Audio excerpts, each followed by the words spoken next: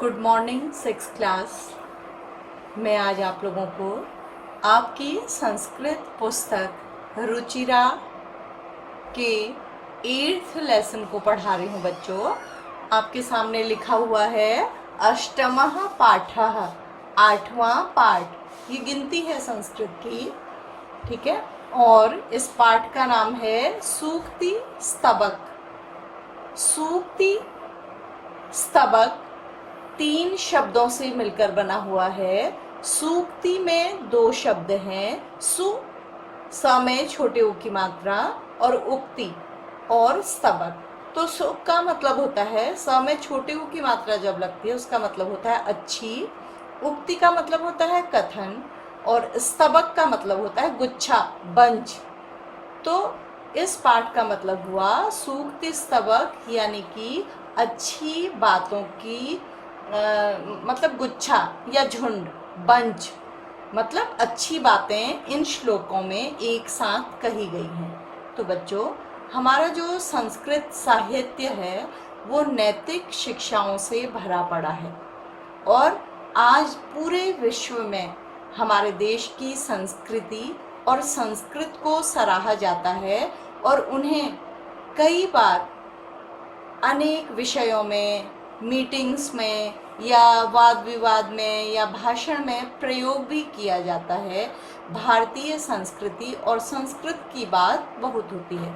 अभी बच्चों आपको पता है जो कोरोना चल रहा है उसमें भी भारतीय संस्कृति की बार बार बात आती है और संस्कृत के कई श्लोकों या कई विषयों जैसे आयुर्वेद के महत्व को भी बार बार उसके बारे में बातें की जाती हैं। तो बच्चों, हम इस पाठ से इन श्लोकों को पढ़ेंगे।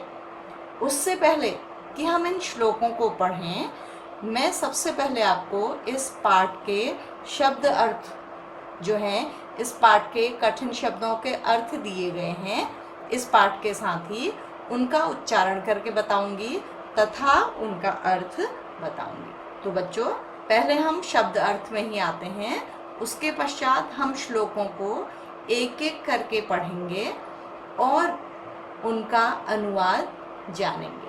तो ये हैं आपके शब्दार्थ। शब्द और उनके अर्थ, ये बहुवचन का शब्द है। आपको बताया गया था कि संस्कृत में एक वचन, द्विवचन, बहुवचन, 3 वचन होते हैं, ठीक है। नंबर्स 3 होते हैं, एक वचन एक व्यक्ति के लिए, द्विवचन 2 व्यक्तियों के लिए और बहुवचन अनेक व्यक्तियों के लिए। तो शब्दार्थ हम पढ़ते हैं बच्चों। पहले बालाद अपि, बालात अपि, बालक से भी, बच्चों से भी या किसी छोटे से भी, किसी, ये मूर्ख लिखा हुआ है यहाँ पर, मैं इसको मूर्ख नहीं कहूँगी, मैं कहूँगी किसी अज्ञानी से भी, जिसको अभी हम कम ज्ञान समझते हैं उससे भी, ठीक है। गृहीतव्यम, ग्रहण करना चाहिए या सीखना चाहिए। आपको एक ही अर्थ याद करना होता है, मैं 2 या 3 भी समझाऊंगी तो आपको केवल एक अर्थ याद करना है, समझाने के लिए समझ लीजिएगा। युक्तम, उचित या ठीक, उक्तम, कहा गया। आप देखिए, आपको मैंने ये साइन भी बताया था, ये हलंत होता है, ये बताता है कि ये म पूरा नहीं है, ये खाली म है जिसमें स्वर नहीं लगा हुआ है। हल अंत यानी कि ये व्यंजन में ही अंत हो रहा है, ठीक है। उक्तम कहा गया है, इसमें भी हलंत लगा हुआ है। मनीषी भी, मनीषी होता है विद्वान, मनीषी भी है बहुवचन का शब्द, बुद्धिमानों के द्वारा, ठीक है। अगला है रवेह, सूर्य के, देखिए आपको दिखाई दे रहा है ठीक से, रवेह, सूर्य के। रवि आपने सुना होगा, सूर्य का पर्यायवाची, उसी को ये वचन और विभक्ति में लिखा गया है, रवेह सूर्य के। अविषये, विषय मतलब संबंध में, अविषय मतलब जिसमें न हो, अप्रस्तुत हो, अविषय मतलब नहीं रहने पर। प्रदीपस्य, दीपक का, दिए का। दरिद्रता, दीनता, गरीबी, कंजूसी, ठीक है। इसके पश्चात है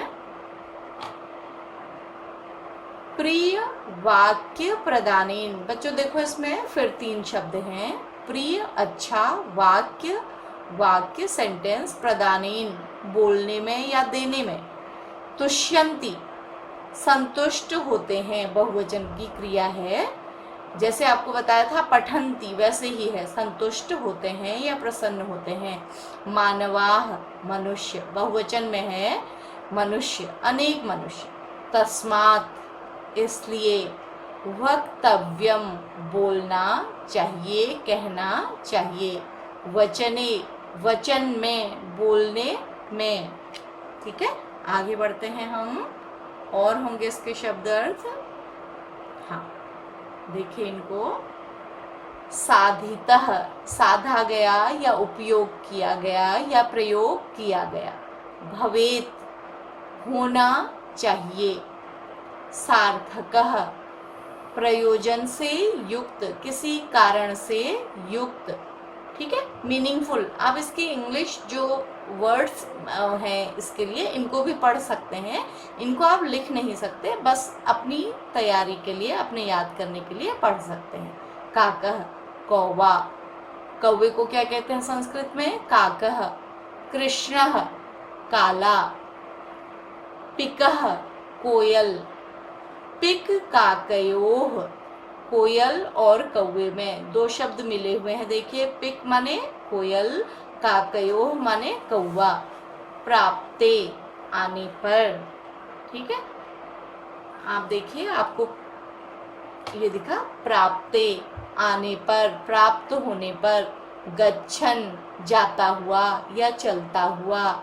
पिपीलकः नर चींटा, समझ रहे हैं आप, मेल चींटी। याति जाता है। योजनानाम मीलों तक। ठीक है, शतानि 100 100। अगच्छन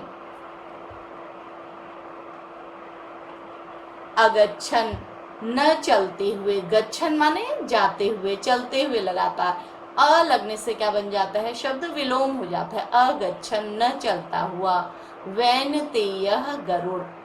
ठीक है, गरुड़ आप जानते होंगे, जो बहुत तेज उड़ने वाला पक्षी होता है। बस बच्चों, इतने ही शब्द अर्थ हैं, तो इनका उच्चारण और इनकी मीनिंग आपको शायद आ गई होगी। ठीक है, अब हम आगे बढ़ते हैं। जब हम एक एक श्लोक को लेंगे और उनका अनुवाद जानेंगे। तो बच्चों, आपने कठिन शब्द पढ़ लिए हैं, तो आपको अब इन श्लोकों का उच्चारण करने में या इनका अर्थ जानने में कठिनता नहीं होगी।